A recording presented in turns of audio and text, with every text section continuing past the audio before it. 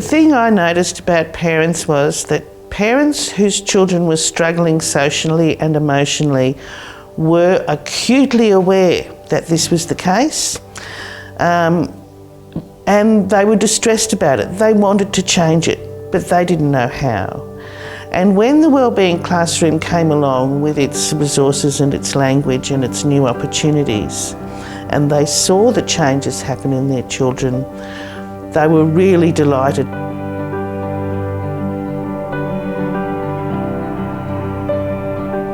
When she comes home, she sort of tells me how she's feeling and, "Are you mad, Mum?" And I'll say, "No, I'm frustrated." And then she'll say, "Well, you have to put up the happy or the sad face." So she's learning about different emotions and why she's feeling that way. We talk about why she's feeling that way. She has improved, like this term compared to last term. She has improved with expressing herself and explaining things. So what Samantha's been teaching in class has been brilliant anyway.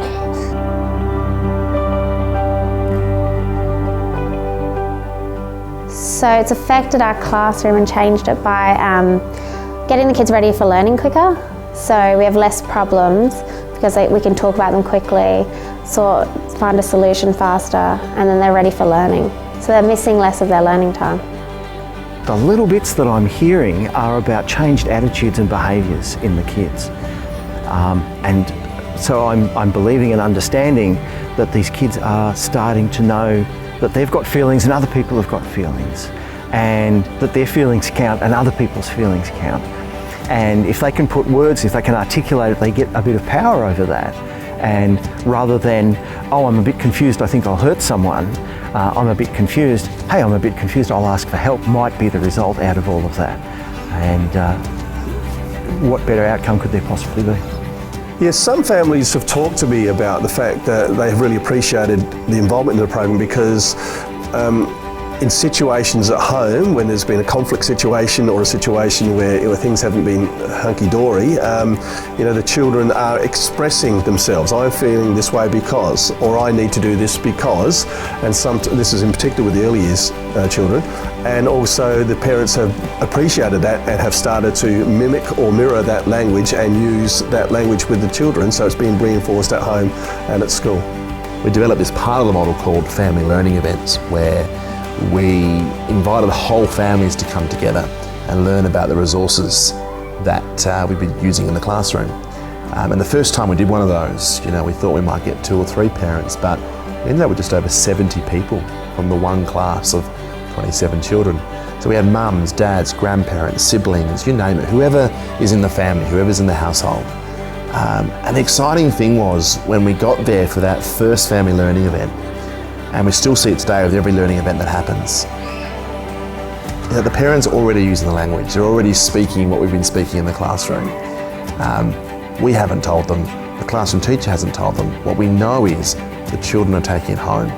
The children are taking it home to their parents. And I think for me, or for us as Schools Ministry Group, that is probably the highlight, the most significant change that has happened. And if we can see that change happen in every classroom across the state, you can just imagine the difference that would make to the way our children move through their schooling life.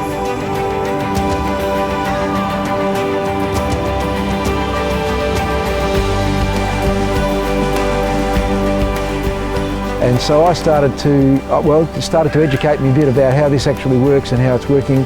And even though it's early days, I've been able to say to my church, who helps supply the food for those family early nights, look, we're contributing to something very meaningful here. It's an extraordinary opportunity for hope, and it would be great to have that kind of support available really to all parents and all children. So a problem I've helped, some of the children in my class was that they were getting bullied at recess and lunch.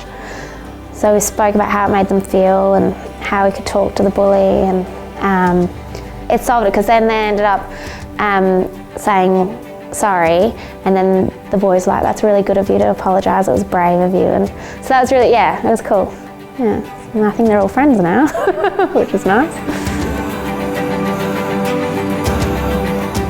Hunter is, I would say, a completely different different person now, different student. He's just so much more, he's happier, he's enthusiastic, he loves being at school. He's changed throughout the process of doing the Wellbeing Classroom. His progress in such a short span doing this program, and that it's really amazing to actually see him growing up.